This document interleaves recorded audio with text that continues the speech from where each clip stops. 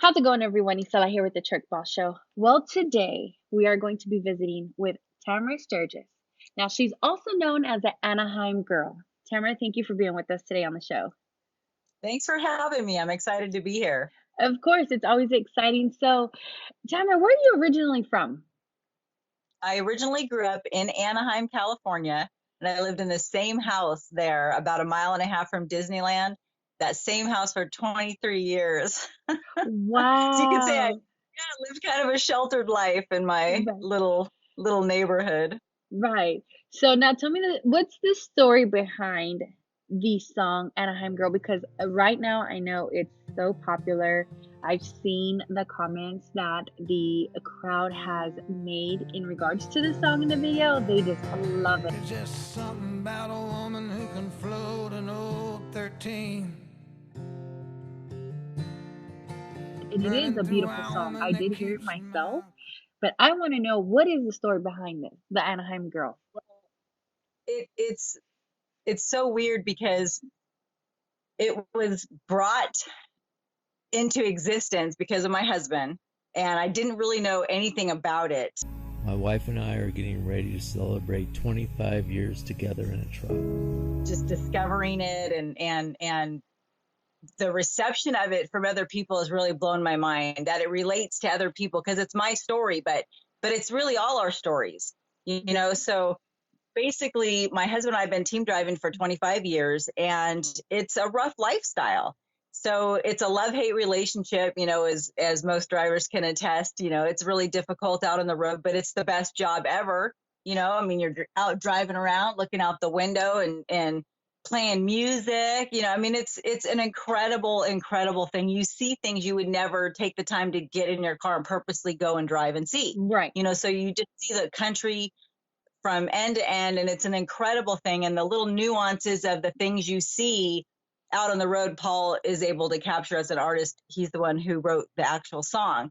And so for him to be able to be out on the road, he's driven about as long as Todd and I have. I think he's been out at least 25 years. And he can capture the nuances of road life so simply, but so precisely and incredibly, and subtle things that you wouldn't really think, like, hey, I'm going to make a note of that. But he catches it, you know, like the stain of the Flying J parking lot in Memphis. I mean, just like to sing about things like that you would never think about again. But when he says it, you're like, oh, I know exactly what he's talking Right. about. So Todd partnered with him, unbeknownst to me, to write this song that Todd wanted to show his gratitude to me for being out there on the road with him all those years and working along, you know, side of him all those years. So it was presented to me as a gift, and it tells the story of a particular time in our life when we were team driving, and my dad got sick, and he just was kind of by himself. So I came off the road to help him. And he was a Marine. He did 2 tours of duty in Vietnam. And he wasn't my biological dad, but he was my dad. He raised me. He was my dad. And I went to help him. And it was the roughest, most difficult, but beautiful time of my life, because I got to tell this man every day that how much I loved him, and how thankful I was that he was my dad, and I got to pray for him and be there for him and help him, and it was difficult but amazing. So it captures that part of my life, and well, I'll tell you what, because that going through that with my dad. By that time, I had been driving for so long that it was kind of, road life was kind of been there, done that, seen that. You know, I wasn't even taking pictures anymore. And after watching my dad pass from cancer and being with him and spending that time with him, he was my biggest fan in life. I mean, he was awesome. He was just, you know, just everything I did, he loved it. It brought him joy. And then that brought me joy, you know, that I was able to do that for him. So he liked living vicariously through me on our adventures on the road. So when I got back in my truck, I really had a new set of eyes because of him. And I just would look around and think, man, this is incredible. What I do is amazing. This vehicle I drive is incredible. The places I get to go is amazing. This country's just beautiful, and the people, and just, it really gave me a new set of eyes that I started a Facebook page, Trekking is Glamorous. And I really wanted to just focus on just the amazing part of trekking and how it changed my life, and really honor what my dad gave me as a gift of a new set of eyes of how to look at things fresh and new, so the song beautifully captures that time with my dad and his salvation, and our story on the road, just being out doing it together and just trying to make ends meet and take care of family and pay the bills and Right, right. Well, let me tell you, it's like you said, it's our story, and I can relate to that. I had my stepfather who raised me as well. And at this point in our lives, my sisters and I were there for him when he needs us. And, Mhm. it does make you look at life in a whole different way, and just appreciate every day for what it is. And I think your Yeah. story is amazing. I love this song, by the way. You almost made me tear up here a minute ago. That's why I'm over here. I was trying to, like, okay, don't do it, don't do it. No, I know. It's beautiful. And the story of you joining your husband on the road, I think it's amazing. We hear a lot of women being home, they wait for the husband is the one that's gone most of the time, or vice versa. We have a lot of women drivers who are also doing the same. And yes, there's a big sacrifice that is being made. So that's an amazing thing that you both do. And when you can do it together, it's Yeah. awesome. Yeah. Now, tell me about, how did you meet Todd? Oh boy, that's a long story. I'll give you the condensed version. So I had moved from Anaheim to Orland, California, on this little ranchette, had chickens, a cow, goats. And I went from living in Anaheim to basically living on Charlotte's Web, like Right. a farm like Charlotte's Web, which was my favorite book growing up. And so I went to a comedy show in Chico, and he was the comedian, and I was in the crowd, and I just thought, man, he's really cute. I want to dance with him later. Because the comedy show was held in a nightclub, and after the comedy show was over, then the DJ would come out and play music and stuff. So we ended up dancing, and it was a slow song. And when the slow song, this is what Paul captures. This is just incredible. This is like every pivotal moment in not everyone, but so many of the pivotal moments in my life is captured in this song. So I'm on the dance floor with this guy, and I had just gotten out of a really bad relationship, a long 5-year relationship, terrible, horrible. Like I just wanted friends. I didn't want anything to do with a boyfriend. So I'm just thinking, this guy's cute. I'm going to dance with him. So we're dancing. It's slow. I'm in his arms, and something's happening. And the song turns from slow to fast, and we kept dancing slow. And the line in the song is, the music turned fast and she just wanted to dance slow. And or the band started, there's a couple versions. The band started playing fast and she just wanted to dance slow. And that's what that's talking about. And when the music turned fast and we were still in each other's arms, at that time, I literally, I heard a voice from behind me that said, this is who you're going to spend the rest of your life with. Yeah. And inside, first of all, I'm like, what the heck is that? Yeah. And then inside, I'm like, because I just gotten out of a terrible relationship. I didn't want a boyfriend, but I really, what was that? I really had to sit with myself for the next couple weeks and think, okay, I don't want a boyfriend. That's the last thing on earth I want. But what was that? What was that? It's like when I was in his arms, I just felt so right. And then for that voice to say, this is who you're going to spend the rest of your life with, like someone talking, like, giving me Right. advice right here. And it's just like, whoa, that is crazy. And I'll tell you what, it is a match made in heaven, because I wasn't looking for it. I didn't want it. And we've been together ever since. And our journey has been incredible. My aunt keeps telling me, you got to write a book. You got to write a book. Well, it sounds like So it, because it anyway, sounds amazing. yeah, there's a lot more to that story. It involves alcohol and strippers and hot rods. Oh my goodness. But that's the long version. I'll have to tell you later. All right. Well, so now you and Todd went on to be part of, and I know that you guys are very popular because of this as well, but be part of the show on A&E Shipping Wars.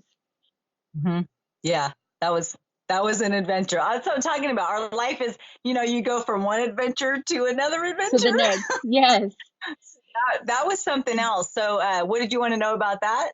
Well, how did you how was that experience? Was it obviously being on a show, it's so different from when you're just doing it personally on your Facebook. Right. So it was very interesting because Todd's very creative and he's been creating video and movie long before we got on Shipping Wars. So I was really familiar or comfortable with having a camera around because Todd has done, just tons of stuff and he doesn't have anyone. It's just him and I on the road. So I always get stuck being the, hey, sit in that seat right there and say these words, it's like, because he's having ideas. He wants to see how it's going to look, like to frame the picture and stuff. So I'm used to having that. So that part wasn't bad at all. And it was odd being, so reality TV. Right.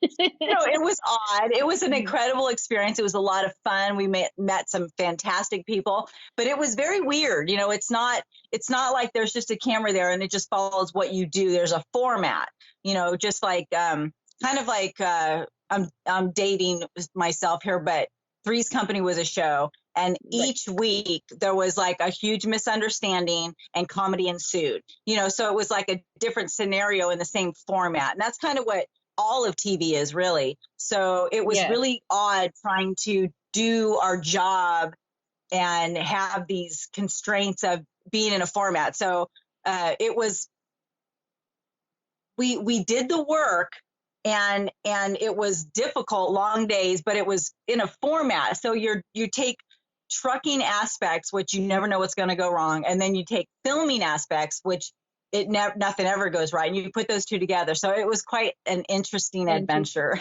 I bet it sounds like it. So tell me about this. You were voted most beautiful in 2017 with Overdrive. Yeah, that was crazy. I had a good friend, Anthony Byers. He's a fellow truck driver, and he nominated me like the last day of the contest or something. I didn't even know. And then I got this notification. I'm like, oh, that's so sweet. Yeah, so that was kind of cool. And then, I had at that point I was very prolific on my Facebook page, and I had done a bio on every single woman that got nominated. There was a little write-up on them, and I shared that on my page. And this one lady, she was just like, oh my gosh, I'm like, I want to be her when I grow up. She was incredible. And she ended up winning. And it was just, perfect, righteously so, because she was awesome. Well, like a that's pretty trailblazer of the Yeah. industry. Well, that's awesome. I mean, even just getting nominated, it's an awesome Right. Yeah, it industry. was fun. Yeah, it's amazing. So now I do hear, and I've seen your Facebook, but it's very positive. Very positive. And I love the fact that you uplift women in the industry. Thank you. And, with that, like, what advice would you give other women who are, getting ready to step into the industry or just maybe even thinking about it? I tell you, because I think, Well, like, ooh, wonder if I had my studio, what would I do?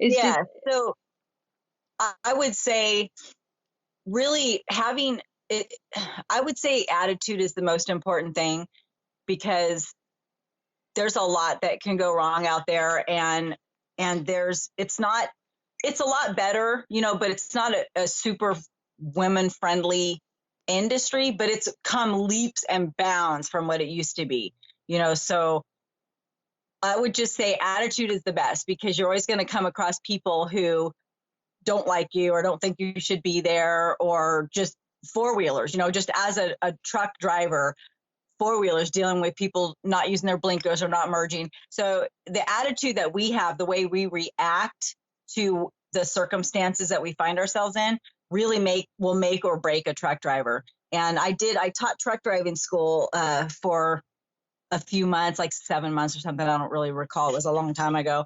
But one of the things that I taught all my students, the first thing was having a good attitude, because every day, if you get angry that people aren't using their blinkers, or they're not knowing how to merge properly, you'll be irritated all day long. And then those days turn into weeks, turn into months, turn into years. And then you're just a bitter old driver, or you don't even make it out there because you're so irritated all the time. So your attitude is the only thing we can truly control. So that was one of the most important things, is having a good attitude, letting things roll off your back, having grace for other drivers and four-wheelers, and handy wipes. Bring lots of handy wipes. There's no running water in most of those trucks. Oh my goodness. Well, I can tell you, Tamara, that I admire your passion, everything that you have been doing in the industry. I did not know that you taught. You were teaching, but it's awesome to know that you do that. So I would say you're an all around amazing woman, and Thank you. just you and Todd are doing an amazing job. Keep up that work, that hard work. We know that is a sacrifice, when it comes to family. And I mean, being gone a lot it can be tough, but not Right. everybody can do it, and Yeah. today it's like mad respect for all our drivers. And I say our drivers, because I consider everyone, all the truck drivers out there, we appreciate everything that is being done. If it wasn't for our drivers, we wouldn't have what we have today. I always say that. I Right. probably sound like a broken Right. record.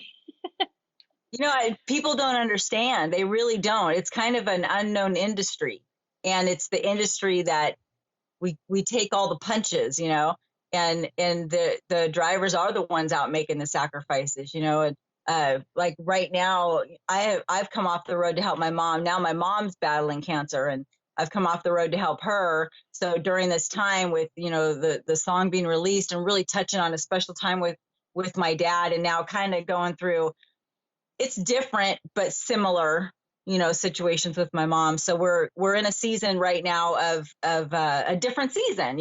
Todd's working local and kind of odd hours, not overnight, but late into the night, early morning. And in fact, he's back there sleeping right now, or he'd be right here with me. Yes. So, just trying to get our shack ready for winter, and for, to be, have our family. My whole family's moved out here too, to be together with my mom for this time. So it's been an incredible time, but it's a season. We go through seasons in life, and some of the seasons are incredible and fun and adventurous and awesome. And other ones are very difficult, and there's sadness and grieving. And if we're not careful, we can allow bitterness to set in. So we really got to just take a deep breath, take care of ourselves as well. The caregiver has to take care of themselves. Otherwise, that person has nothing to give, and it's a difficult balance. And I really think maybe that's why the song touched a lot of people. I had no idea it would be that, but I'm really glad that it is, because Paul's an amazing storyteller. The way he uses words. I mean, I used to like read to discover new words. It's like, ooh, what's that word? Look it up. Now I just listen to Paul Moore for music. Well, Like, he sounds okay, what does that amazing. word mean? Yeah. Yeah, he sounds amazing. It is a great song. And Tamara, where can people check out the song at? I know that it's it's gonna touch a lot more people. It's on iTunes. I know that it's on iTunes right now. And the video is on YouTube, Anaheim Girl, and on Paul Moore for Music on Facebook, Long Haul Paul. You can find him across all social media on Long Haul Paul. He's on Spotify, Pandora. I'm not sure if Anaheim Girl, I don't think that is only available to be seen on YouTube and Facebook, I believe.